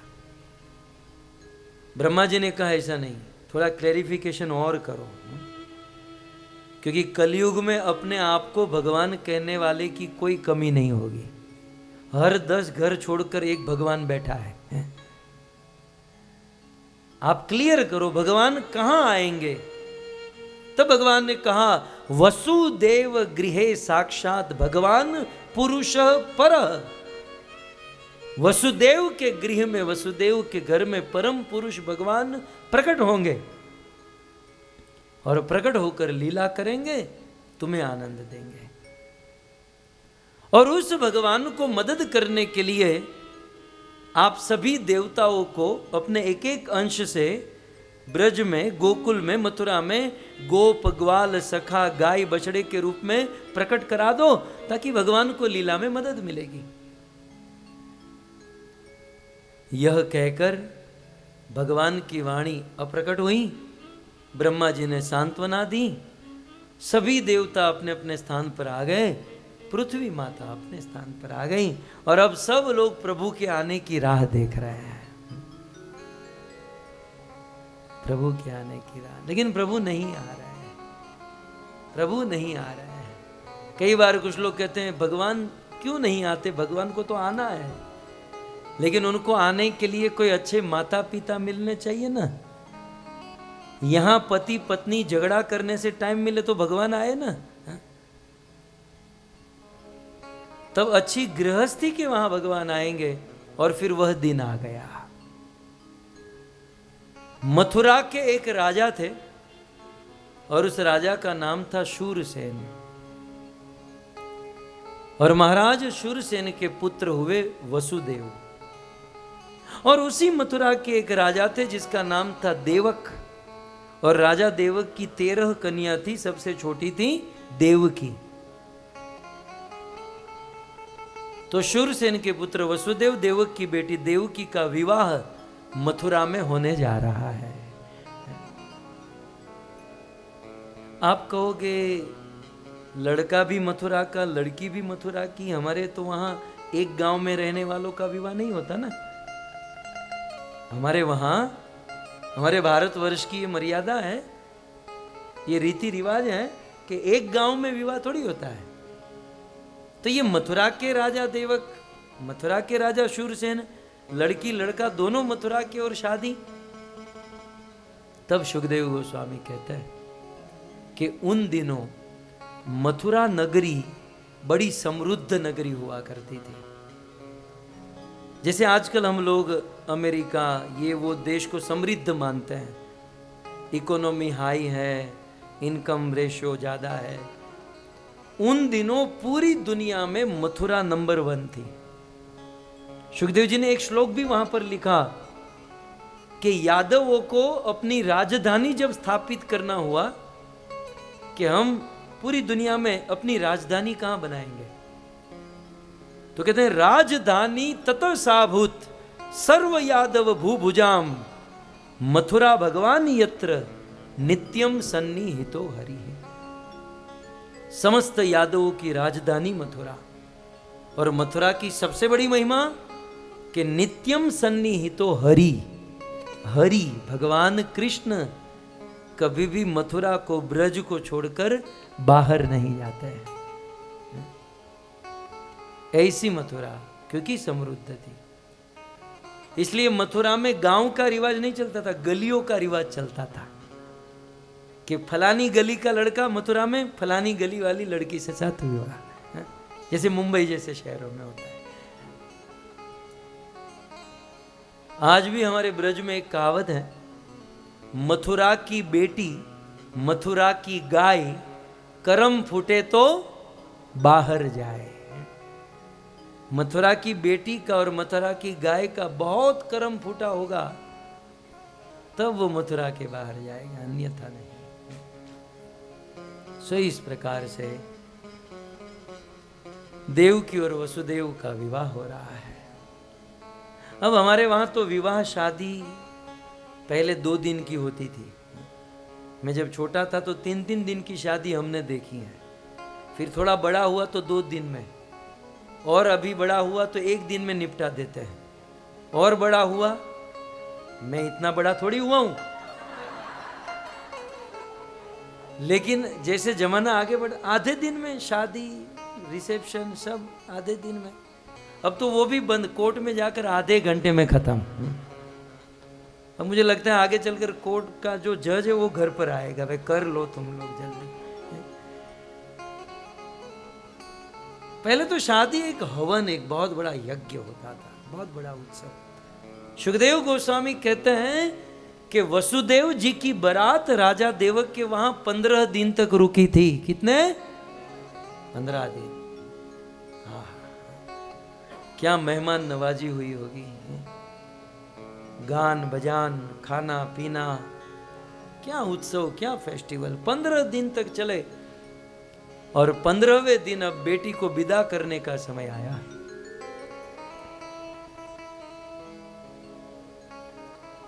राजा देवक अपनी बेटी देवकी को विदा कर रहे थे। अच्छा, राजा देवक का एक भाई था जिसका नाम था उग्रसेन। क्या नाम था? उग्रसेन। और उग्रसेन का बड़ा बेटा जिसका नाम था कंस। क्या नाम था? ये हमारी हिंदी गुजराती भाषा बहुत अच्छी है। हम क्या बोलते हैं? ये इंग्लिश वाले कंसा बोलते हैं। मेरा लड़का ही एक बार वो स्टोरी गुरुकुल में पढ़ता है ना, कंसा कंसा कंसा, मैं आधे घंटे तक समझ नहीं पाया कि ये क्या कंसा कंसा कर रहा है। मैंने सोचा कोई लड़की होगी, या बच्चे वो शादी में वो कंसार खाते हैं उसकी। तो मैंने बोला ये कंसा क्या है? बोले पापा कंस। तो बोला कंस बोलना, कंसा क्यों बोल रहा है? सो कभी कभी ऐसा होता है, भाषा भेद है। सो कंस और देवकी दोनों कजिन थे, समझ आ गया ना। अब जब देवकी का विदाई करने का समय आया, तब राजा देवक के हृदय में बेटी के प्रति प्रेम, कंस को भी प्रेम उमड़ा। राजा देवक ने चतुर शतम गजानाम हेम मालिनम, 1500 घोड़े, 400 हाथी, 1800 रथ, बहुत कुछ भेंट में दिया। और 1800 रथ खड़े थे, बेटी को विदाई, ढोल नगाड़े पखावत शहनाई तुरही बाजे बज रहे थे, बेटी को विदा। ये हमारे पास समय कम है और ये बेचारे खड़े हैं, मुझे दया आ रही है, इसलिए मैं प्रसंग को शॉर्ट कर रहा हूं, नहीं तो हम शादी के 2-3 गीत भी गा लेते हैं। लेकिन विदा का समय हुआ, मंगल गीत गाए। एक बार न्यूज़पेपर में, ये मेरी आंखों देखी बात मैं बता रहा हूं, न्यूज़पेपर में मैंने पढ़ा, क्या पढ़ा कि शादी के समय रोना नहीं आता तो रुलाने की प्रैक्टिस, 1 वीक का क्लास, 2000 रुपया फीस। बाकायदा न्यूज़पेपर में ये ऐड मैंने देखी है। आज के समय की ये करुणा है कि शादी के समय, विदा के समय रोना नहीं आता, और इसलिए फिर वो संगीत वालों को बिठाना पड़ता है, वो थोड़ा शिवरंजनी छेड़ते हैं थोड़ा सा, फिर भी रोना नहीं आता।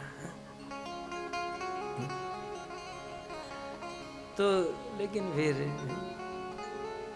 वो फोटोग्राफर कहते हैं कि थोड़ा रोवो तो अच्छे वीडियो फोटो आएंगे, हैं? प्रसंग थोड़ा सा करो। लेकिन एक जमाना हुआ करता था कि जिस दिन जिस गांव से बेटी की विदाई होती थी ना, पूरा गांव रोता था। हिमालय की बेटी पार्वती और महाराज जनक की दुलारी सीता को जब विदा किया जा रहा था, उस जनकपुर के और हिमालय के पक्षी, पशु पक्षी, महल की दीवार भी रो रही थी कि आज हमारी बेटी जा रही है।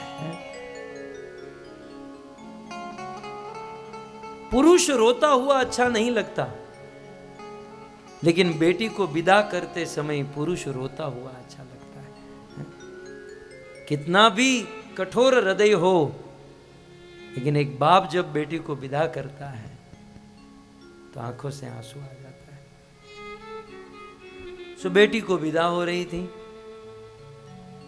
राजा देवक भेंट दे रहे थे। वसुदेव जी रथ पर बैठे, देवकी रथ पर बैठी। कंस के हृदय में इतना प्रेम कि कंस उस रथ चलाने वाले सारथी को नीचे उतारा और खुद रथ चलाने को बैठा। इतना प्रेम तो आज तक हमने नहीं देखा। कंस स्वयं रथ चलाने को बैठा, और जैसे ही कंस रथ, देवकी और वसुदेव का रथ चलाने जा रहा था, आकाश में देवलोक में खलबली हो गई। सारे देवता एकत्रित। क्या हुआ क्या हुआ? बोले वो क्रूर कंस रथ चला रहा है। किसका? देवकी वसुदेव। कौन? भगवान के भक्त माता पिता। अब यदि कंस भगवान के होने वाले माता पिता का रथ चलाएगा तो क्या भगवान कभी कंस को मार पाएंगे? ऑब्लिगेशन हो जाएगा ना। क्या करे जिससे ये कंस रथ न चला पाए? क्या करे? देवता रह नहीं पाए, और देवताओं ने आकाशवाणी कर दी। आकाशवाणी हुई, अरे मूर्ख! क्योंकि आज तक इसको किसी की हिम्मत थी कंस को मूर्ख कहे? आकाशवाणी ने कहा, तू जिसका रथ चलाने जा रहा है, उसकी 8वीं संतान तेरे मृत्यु का कारण बनेगी। असुरों को पलटने में कोई देरी नहीं लगती। एक पल में प्रेम जताएंगे, दूसरे प्रेम में तो मार काट पर उतर आएंगे। असुरों के प्रेम का कोई भरोसा नहीं। अब 2 मिनट पहले कंस कितना प्रेम जता रहा था, और जब आकाशवाणी हुई, अपने पर बात आई, बोले ये देवकी का 8वां संतान मेरे मृत्यु का कारण। एक हाथ से कंस ने देवकी के बाल पकड़े, दूसरे हाथ से तलवार खींची, और उसी समय देवकी का धड़ से मस्तक अलग करने गया। आपने कभी नहीं सुना होगा, लेकिन एक मेरा चिंतन मैं आपको रजू करूं। अभी आपने क्या सुना? देवकी को विदा करते समय पूरा गांव रो रहा था। जब कंस देवकी को मारने गया तो ये रोने वाला गांव बचाने को क्यों नहीं आया? बताइए। देवकी को विदा करते समय सबको कष्ट हो रहा था ना, पूरा गांव रो रहा था। भागवत पढ़िए, विष्णु पुराण, गर्ग संहिता, ब्रह्म वैवर्त, कहीं पर भी ऐसा वर्णन नहीं है कि कंस देवकी को मारने गए और 2 पांच आए और कंस को रोका। कोई नहीं रोका, सबको अपनी पड़ी है। आप समझ रहे हैं? सबको अपनी पड़ी है। देवकी का बाप भी बीच में नहीं आया। ये तो विचार करो आप। नहीं तो बाप तो आ जाए ना, अरे नहीं मेरी बेटी को मत मारो। कोई बीच में नहीं आया। बीच में आया तो वसुदेव। भगवान के पिता ऐसे ही नहीं बना जाता। जब कंस अधर्म कर रहा था, और वसुदेव को तो क्या था, अभी कहां मैं घर पे लेकर गया हूं, मर जाए दूसरी खोज लूंगा। वो तो ये भी सोच सकते थे ना। प्रॉब्लम तो गांव वालों की थी। मथुरा वालों की थी। अब जिनको बचाना चाहिए वो देवकी को नहीं बचाया। और वसुदेव जी क्या, हाँ? नहीं तो वसुदेव सोचते उसके बाप को नहीं पड़ी है, मैं क्यों बचाऊं। आजकल का तो ये भी सोच सकता है, अरे इनके गांव वालों को, इनके अपने लोगों को पड़ी नहीं है, मैं क्यों बीच में आऊं। वसुदेव ने ये नहीं देखा, वसुदेव ने धर्म देखा कि ये धर्म से गलत जा रहा है, चाहे दुनिया कहीं भी जाए, मैं अधर्म का साथ नहीं दूंगा। और किसी की हिम्मत नहीं हुई, लेकिन शूरसेन के पुत्र वसुदेव ने कंस को रोका। रुक भाई रुक। अब वसुदेव तो बड़े बुद्धिमान, किसी भी आदमी को कन्विंस करने के लिए 4 नीति होती है, शाम दाम दंड भेद। विदिन 1/2 सेकेंड में वो सोच लिए दंड और दाम तो यहां चलेगा नहीं, शाम और भेद नीति से काम लेना पड़ेगा।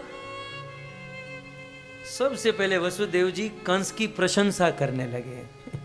किसी भी आदमी को इमीडिएट रोकने के लिए उसकी प्रशंसा करो, थोड़ा आपको गैप मिल जाएगा।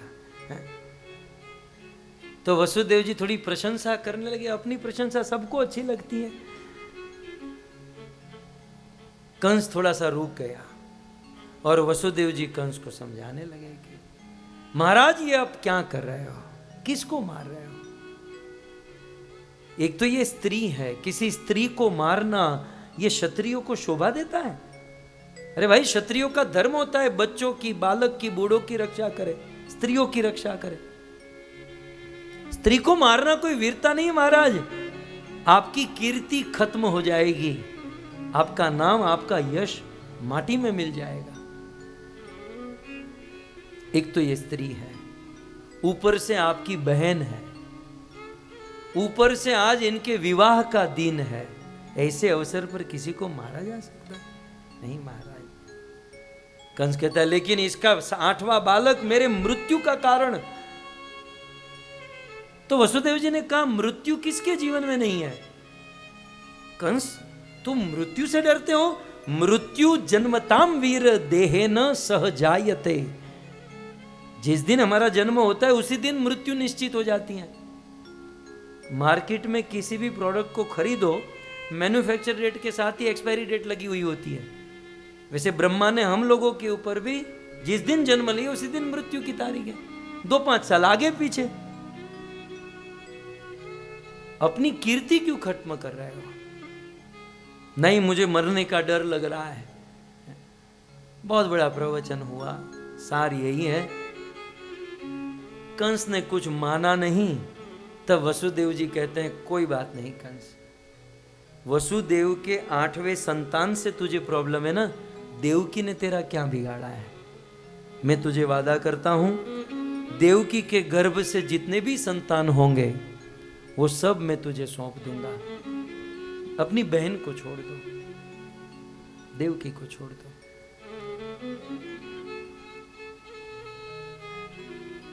कंस को पता था कि ये वसुदेव कभी झूठ नहीं बोलते हैं, इसलिए कंस रथ से नीचे उतर गया और वसुदेव जी देवकी को लेकर अपने घर पर गए। सुखदेव गोस्वामी कहते हैं कि परीक्षित, देवकी और वसुदेव का विवाह हुआ, 1 साल बीता और 1 साल के बाद देवकी को प्रथम बालक का जन्म हुआ और उस बालक का नाम था कीर्तिमान। क्या नाम था? कीर्तिमान। श्लोक में लिखा है कीर्तिमंतम प्रथमजम कंसाया आनक दुंदुभि अर्पयामास कृच्छेण स नृताद अति विह्वल। जैसे उस प्रथम बालक का जन्म हुआ, वसुदेव जी अपने वचन पर दृढ़ थे। अनृता, झूठ बोलने से बहुत डरते थे। बहुत सुंदर श्लोक है, अब इसके विस्तार तो अनृताद अति विह्वल, गलत करने में बहुत विचलित होते, विह्वल होते थे कि जीवन में कुछ भी हो जाए, न गलत बोलना है न गलत करना है। जिसने कभी गलत सोचा नहीं वो अपने वचन से कैसे मुकर सकता है। जैसे ही प्रथम बालक का जन्म हुआ, अपने वचन के अनुसार उस कीर्तिमान उस सुंदर से बालक को, एक दिन के बालक को लेकर वसुदेव कंस के पास आए। कहा महाराज मेरा वचन था, ये प्रथम बालक आपको सौंप रहा हूं। कंस ने देखा लगभग इतना बालक था, जन्म के दिन तो इतना ही होता है ना एक। कंस ने कहा कि ये मेरा क्या बिगाड़ेगा, और वैसे भी 8वां बालक मेरा दुश्मन है। वसुदेव तुम पर मुझे विश्वास है, इसे लेकर जाओ और देखो बार बार मत आना, 8वां बालक जब आए ना तब मेरे पास आ जाना। वसुदेव जी लेकर वापस लौटे, फिर से देवताओं के लोक में खलबली, सारे देवता एकत्रित। क्या हुआ क्या हुआ? कंस ने प्रथम बालक को छोड़ दिया, अब दूसरा होगा कि नहीं? ये लोग एक में ही खुश हो जाएंगे कलयुग के लोग की तरह, हा? एक की वहां 2 बस, तो फिर हम तो रह गए ना, भगवान आएंगे ही नहीं। देव लोग परेशान हैं। पहले कुछ भी हो, ये पहला मरना चाहिए, दूसरा मरना, ये सब मरने चाहिए। सारे देवता गए सरस्वती देवी के पास, एक है विद्या की वाणी की देवी सरस्वती, आप कंस की जिह्वा पर बैठो और जैसे तैसे करके उस बालक को बुलाकर मरवा दो। सरस्वती ने कहा स्वार्थी हो, मैंने तुमसे बड़े स्वार्थी कभी देखे नहीं है। बात सही है, देवता लोग बड़े स्वार्थी हैं। बोले वहां राम अवतार में तुम लोगों ने अपना काम करने के लिए मुझे मंथरा की जिह्वा पर बिठाया और बेचारे राम को न लेना न देना 14 साल वन में भेज दिया। उस समय तो हमसे बहुत बड़ी गलती हो गई, अब मैं तुम्हारी बातों में नहीं आने वाली। सरस्वती देवी ने तो मना ही कर दिया, भागो यहां से। देवता टेंशन में, क्या करे क्या करे क्या करे। रास्ते में नारद मुनि मिल गए, नारायण नारायण। नारद जी सारे देवता दंडवत प्रणाम किए, महाराज आपका काम पड़ा है और आपके बिना कोई कर नहीं सकता। बोले काम क्या है? किसी को मरवाना है। नारद ने कहा ये तो प्रैक्टिस है, ये तो अपनी प्रोफाइल ही है ना, किसी को मरवाना हो, गृहस्थी में आग लगानी हो। हा? बताओ किसको मरवाना है? बोले वहां कंस ने वसुदेव के प्रथम बालक को छोड़ दिया। उसे नारद तो भगवान के मन की इच्छा जानने वाले। नारद जी आए कंस के पास, कंस तो नारद को आदर देते हैं। कंस ने नारद जी को प्रणाम किया, गुरु जी प्रणाम, पाए लागू। नारद जी ने कहा तेरे जैसा मूर्ख मैंने देखा नहीं। कंस ने कहा महाराज आज मैंने किसी को जीवन दान दिया है? और आप मुझे मूर्ख कहते? बोले इसीलिए मुझे यहां पर आना पड़ा, मुझे तेरी कितनी चिंता होती है पता है? अब नारद को कंस की काहे की चिंता होती थी? मैं रात दिन कंस तेरे लिए सोचता हूं। कंस ने कहा गुरुजी बताइए क्या? बोले तूने वो पहले बालक को क्यों छोड़ा? बोले वो छोटा सा बालक मेरा क्या बिगाड़ता, और आकाशवाणी हुई थी 8वां बालक मुझे मारेगा। वो तो पहला बालक था ना। नारद जी ने कहा वो तेरा बाप विष्णु है, विष्णु। कभी लाल गोविंद दास की कथा सुनता है? 2 दिन पहले खंबा तोड़ के प्रकट हुआ था। कभी आकाश से आता है, कभी पीछे से, कभी आगे से, उसका कोई भरोसा है कहां से आएगा? वो तेरा नंबर देखने को रहेगा कि पहला जाऊं दूसरा जाऊं। और तू अभी भी 8वें चक्कर में फंसा है। तो बता इसमें से 8वीं उंगली कौन सी? कंस ने यहां से गिना तो ये 8वीं हुई, यहां से गिना तो ये 8वीं हुई।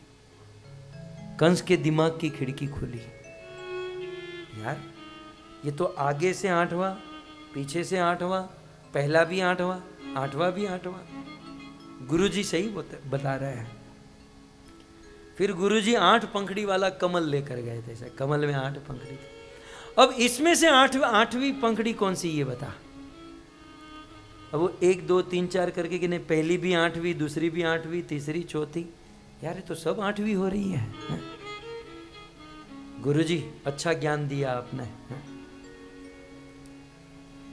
कंस ने कहा अपने अनुचर को जाओ वसुदेव को लेकर आओ, देवकी को लेकर आओ, उस बच्चे को लेकर आओ और जेल में डालो सबको। कंस के पिताजी आए, बेटा ऐसा नहीं करते, ये मेरे बाप को भी जेल में डालो। कंस ने होलसेल में सबको डाला। ये सब होते थे पहले क्रूर। हमारे देश में यवनों का शासन रहा ना,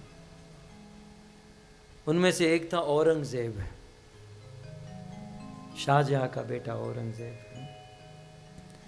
उसने अपने पिता शाहजहां को ही कारागार में बंद कर दिया, भोजन पानी देना बंद कर दिया। 1 दिन 2 दिन 3 दिन 10 दिन 15 दिन बीत गए। और एक दिन औरंगजेब अपने पिता शाहजहां के पास गया और कहता है, पिताजी कैसा लग रहा है?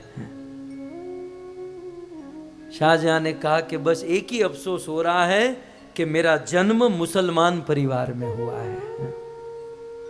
आज मुझे अपने आप पर रोना आ रहा है कि मेरा जन्म मुसलमान परिवार में हुआ।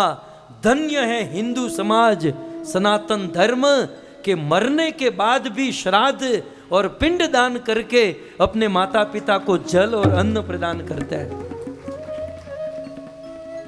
हिंदू धर्म में, सनातन धर्म में मरने के बाद भी भोजन कराते हैं, और तू जीते जी मुझे भूखा मार रहा है।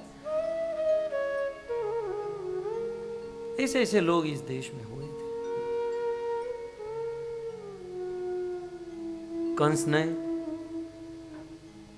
देवकी वसुदेव को कारागार में बंद किया और वो प्रथम बालक को खींच लिया। आज भी आप मथुरा में जाओगे ना, कृष्ण जन्मभूमि, एक बहुत बड़ी शिला है। कंस ने उस बालक का पांव पकड़ा और उस पत्थर, देवकी वसुदेव के देखते देखते उस पत्थर के साथ जोर से पटक कर उस बालक को मार दिया। बड़ा कष्ट हुआ। मां देवकी आंखों में आंसू नहीं सूख रहे हैं, मेरा बेटा मर गया। कुछ समय के बाद देवकी माता को दूसरा बालक जन्म हुआ। कंस ने दूसरे बालक को भी मार दिया। तीसरा बालक हुआ, तीसरे बालक को। ऐसे मां देवकी के गर्भ से 6 बालक का जन्म हुआ और कंस ने 6 बालकों को मार दिया।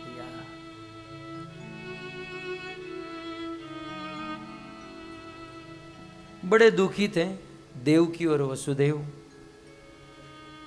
और इनका दुख बलराम जी से नहीं देखा गया। बलराम जी से यह दुख नहीं देखा गया। सुखदेव गोस्वामी कहते हैं कि बलराम जी ने सोचा ये कृष्ण का कोई भरोसा नहीं, मुझे जाने दो, ओवरटेक करके आगे आ गए। सप्तमो वैष्णवम धामम यमंतम प्रचक्षते गर्भो बभूव देवक्य हर्ष शोक विवर्धनम।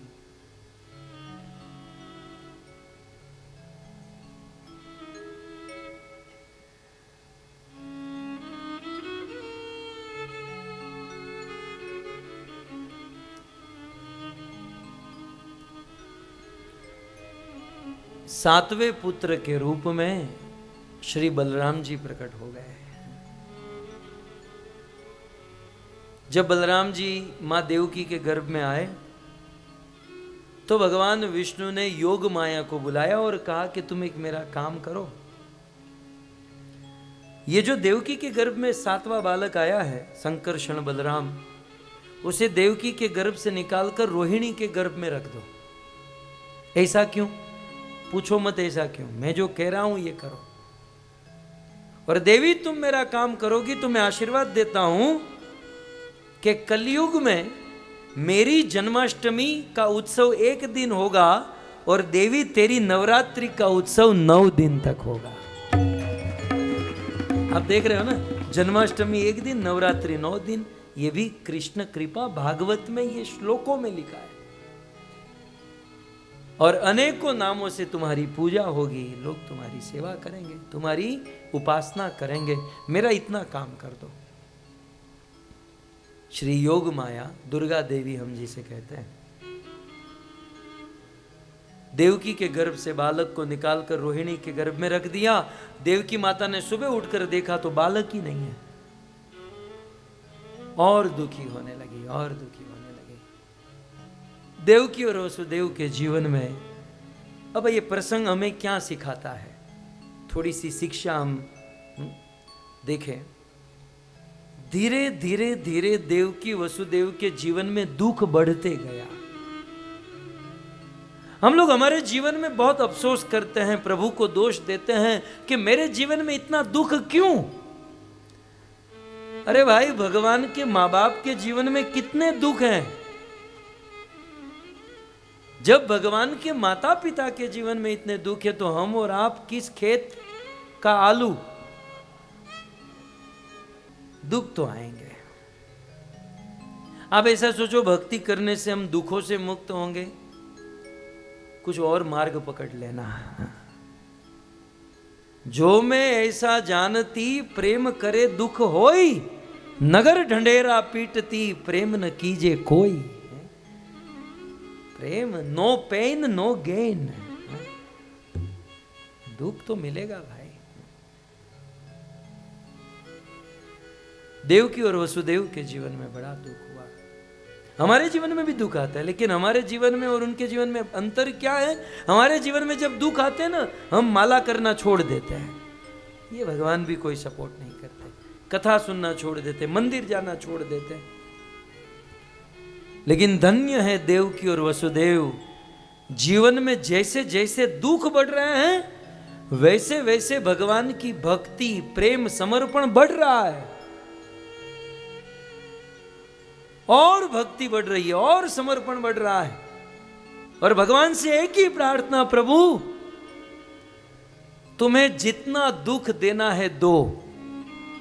तुम तो ईश्वर हो, तुमको जितना कष्ट देना है दो, लेकिन हमारी बात सुन लो, हम तो सदैव आपके ही बनकर रहेंगे। हम तो आप, वो तो है हमारे ही हमारे ही हमारे ही, हम उन ही की उन ही की उन ही की। ये हमारा निर्णय है। जब इस प्रकार से देवकी और वसुदेव का संकल्प हुआ ना, भगवान का सिंहासन हिल गया। वैकुंठ में बैठे हुए भगवान ने सोचा कि ये किस माटी के बने हैं कि इतना दुख, इतना कष्ट, लेकिन फिर भी मेरे प्रति शरणागति कम नहीं, मेरी भक्ति कम नहीं, मेरा प्रेम कम नहीं। इसे देखकर भगवान प्रसन्न हो गए और भगवान ने ठान लिया अब तो मुझे जाना ही पड़ेगा। और भगवान वैकुंठ से उतरे हैं। भक्तों, भगवान का उतरना दिव्य होता है। सर्वप्रथम सुखदेव जी कहते हैं भगवान वैकुंठ से उतरे, वसुदेव के मन में आए। कहां? वसुदेव जी के मन में आए। और वसुदेव जी के मन से माता देवकी के मन में गए और माता देवकी के मन से उनके हृदय गर्भ में आ गए। और जैसे ही प्रभु मां देवकी के हृदय गर्भ में आए, देवकी का 6 पुत्र के मरने का, 7वें अदृश्य गायब होने का जो शोक था, वो सारा शोक दूर हो गया, सारी चिंता दूर हो गई, सारा दुख दूर हो गया। क्यों न होता, करोड़ों करोड़ों ब्रह्मांड को सुख देने वाला मां देवकी के गर्भ में आ चुका है, हैं? यहां तो दृश्य पलट गया। देवकी के, क्योंकि इतना दुख था ना, तो माता का शरीर भी पूरा क्षीण हो चुका था। लेकिन भगवान उनके हृदय गर्भ में आए, शरीर से तेज निकलने लगा, शरीर से प्रकाश पुंज निकलने लगा। एक दिन कंस देवकी को देखने को आया, देवकी के शरीर से इतना प्रकाश, कंस की आंखें बंद हो गई, देवकी को देख ही नहीं पाया। और इतना कहकर चला गया कि मेरा काल, मेरी मौत इसके गर्भ में आ चुकी है। और घर जाकर कंस, आप तो एक दिन जन्माष्टमी उपवास करते हो ना, वो 10 दिन पहले ही शुरू कर दिया। बेचारा न खा सका, न पी सका, न सो सका, जागरण शुरू किया। क्योंकि कंस पानी पीने को जाए, सोचता है ये पानी के माध्यम से वो विष्णु अंदर जाकर फाड़ देगा। वो रोटी खाने जाए तो वहां विष्णु, यहां वहां, ऊपर नीचे, आजू बाजू सब जगह पर विष्णु विष्णु विष्णु। भगवान विष्णु। और धीरे धीरे दिन बीते, 9 महीने बीत गए और अब जन्माष्टमी की वह पावन घड़ी निकट आ गई, जिस दिन भगवान कृष्ण जन्म लेने वाले हैं। ऐसा कहते हैं जब भगवान श्री कृष्ण प्रकट होने वाले थे, सुखदेव गोस्वामी कहते हैं अथ सर्वगुणोपेत काल परम शोभनम। ये जो काल है समस्त गुणों को लेकर सुशोभित हो गया। मतलब भगवान को यह देखना नहीं पड़ता कि मुझे इस नक्षत्र में जाना है, इस ग्रह में। अब तक ग्रह गोठवाई जाए यानी मेते मेते हैं, प्रभु आने वाले हैं, सारे ग्रह अपने आप सेट हो जाते हैं। भगवान आने वाले थे ये पता चलते ही नदियों के जल निर्मल हो गए, सरोवर में कमल खिलने लगे, वृक्षों पर फल फूल आ गए, दुष्टों के मन में शोभ हुआ, साधु संतों के मन में आनंद आनंद होने लगा।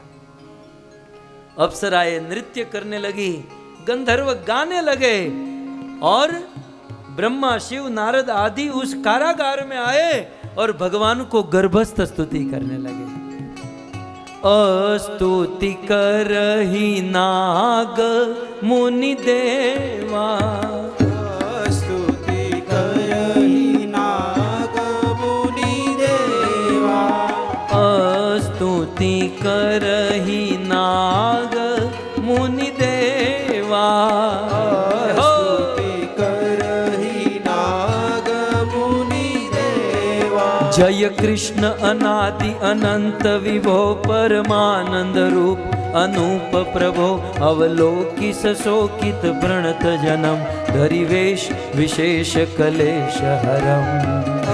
स्तुति करहि नाग मुनि देवा, जय सत्यमयं जप ज्ञानमयं तप योग विराग सुध्यानमयं, धर्मादि सुकृत्य सुनेममयं, नित नौमि सुभाव सुप्रेममयम्।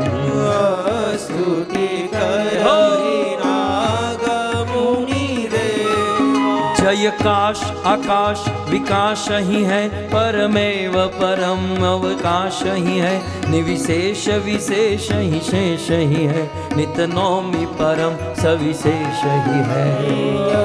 स्तुति करहि नाग मुनि देवा, परिभाषक सर्व सुशासक है, अतुलियम परम प्रकाशक है, सब श्राम विराम ललाम ही है, नित नौमि परम अभिराम ही है। स्तुति करहि नाग मुनि देवा, जय कालहु काल सुकाल परम, सुरयंग समोह ही भालवरम, लावण्य ललित महु महोदिम, नित नौमि प्रमूल ही परम निधिम। स्तुति करहि नाग मुनि देवा, गोतीत अकथ्य अगम्य जनम, परिपूर्ण परात्पर परम भजम, परिबोध यतारथ स्वारथ है, नित नौमि परम परमारथ है।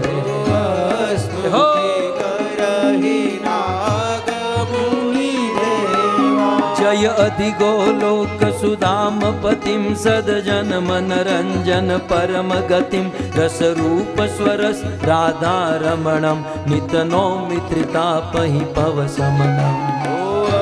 स्तुति करहि नाग मुनि देवा, धरि रूप अनेक ही पूर्वयता, अविरक्षि त्रिलोक ही हरि व्यथा, पुनि हम दुख जाल कराल परे, अविरक्षु प्रणत जन पाहि हरे। स्तुति करहि नाग मुनि देवा। इस प्रकार समस्त देवता भगवान को स्तुति करने लगे हैं और स्तुति करने के बाद समस्त देवता अपने अपने स्थान पर वापस चले गए। और अब भाद्र मास अष्टमी तिथि, धीरे धीरे अंधेरी रात हो रही है और रात को 12 बजे भगवान सोच रहे हैं कि मुझे प्रकट होना है। दुष्टों का विनाश करना है, धर्म की स्थापना करनी है, साधु संतों को आनंद देना है, पृथ्वी का भार दूर करना है। भगवान ने अंतिम निर्णय लिया कि मैं प्रकट होना चाहता हूं। सारी प्रकृति पलट गई, गंधर्व गाने लगे, अप्सराएं नृत्य करने लगे। चाहत मुनि संता कमला कंता, बलवल संता बलवंता, क्षत्रिय ब्रज धारण धर्म सुजारण, वंश धारण जन, देवकी के कारण नाद विभारण, असुर विदारण बदवारण, भव सिंधु तारण जनिय विचारण, भार धारण भगवंता, कारण भगवंता।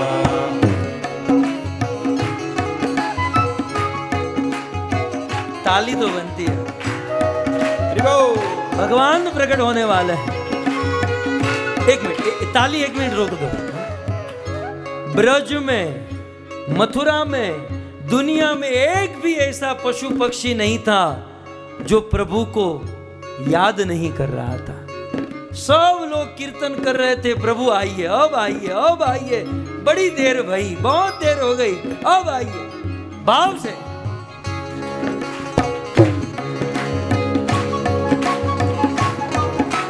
श्री कृष्ण शरणं मम, श्री कृष्ण शरणं मम, श्री कृष्ण शरणं मम, श्री कृष्ण शरणं मम।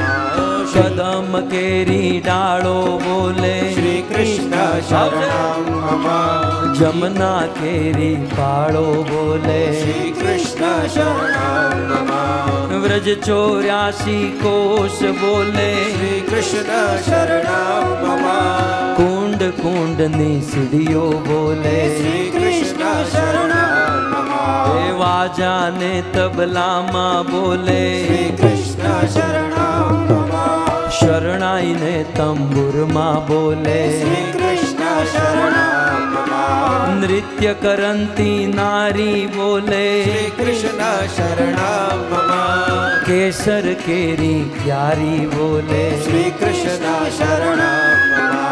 गोवर्धन ना शिखरे बोले, श्री कृष्ण शरणं मम। गली गली गहवर वन बोले, श्री कृष्ण शरणं मम। वेणु स्वर संगीते बोले, श्री कृष्ण शरणं मम। कड़ा करंता मोर बोले, श्री कृष्ण शरणं मम। मधुर वीणा वाजिंत्रो बोले, श्री कृष्ण शरणं मम। कुमुदनी सरोवर माँ बोले, श्री कृष्ण शरणं मम। सूर्य चंद्र आकाशे बोले, श्री कृष्ण शरणं मम।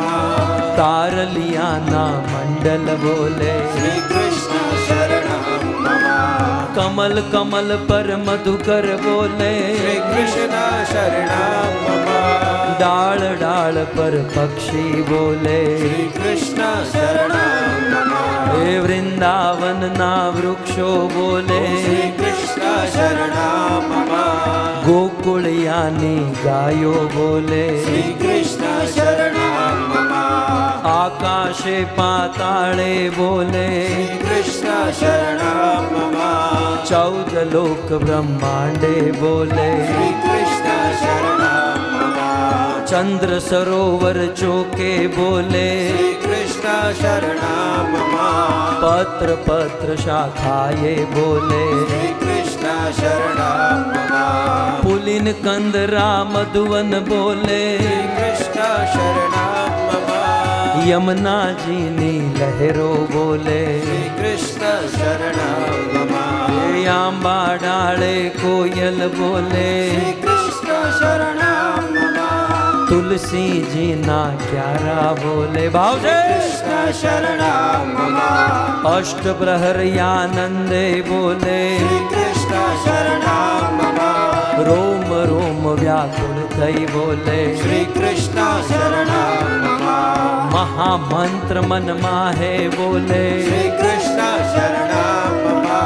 जुगल चरण अनुरागे बोले, श्री कृष्ण शरणं मम कुंज कुंज वन उपवन बोले श्री कृष्ण शरणं मम व्रज भूमि नारज कण बोले श्री कृष्ण शरणं मम रास रमंती गोपी बोले श्री कृष्ण शरणं मम धेनु चरावता गोपो बोले श्री कृष्ण शरणं मम याम्बुली मुने जाम्बू बोले श्री कृष्ण शरणं मम वनस्पति हरियाली बोले श्री कृष्ण शरणं मम जति पुराना लोको बोले श्री कृष्ण शरणं मम मथुरा जी ना चोबा बोले श्री कृष्ण शरणं मम सर्व जगत मां व्यापक बोले श्री कृष्ण शरणं मम विरही जन ना हैया बोले श्री कृष्ण शरणं मम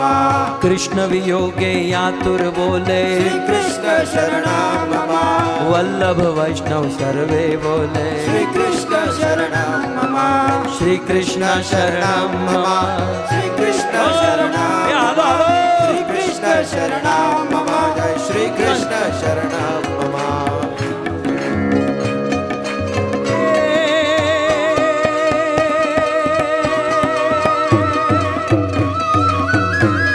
अषाढ़ उचारम में घमलारम बनी बहारम जलधारम ये जलधारो दादूर डकारम मयूर पुकारम कड़ी का तारम तारम ना नहीं संभारम या संपारम नंद कुमारम गिरधारी ए कहो राधे हरि मैं बलिहारी गोकुल आवो ए आओ आओ गिरधारी रे तमे गोकुल आवो गिरधारी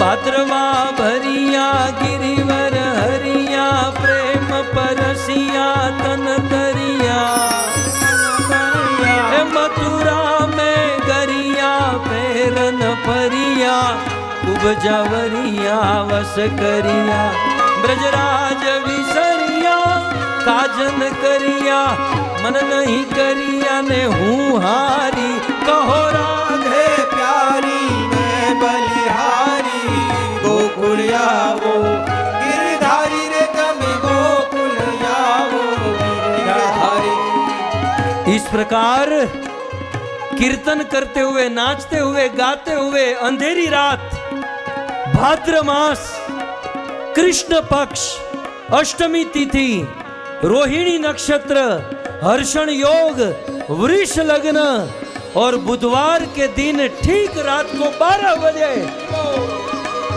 जैसे अंधेरी रात में पूर्ण कड़ा से युक्त चंद्रमा प्रकट होता है, जैसे सिंहण के गर्भ से सिंह जन्म लेता है, वैसे कंस के कारागार में माता देवकी के हृदय गर्भ से भगवान कृष्ण प्रकट हो गए।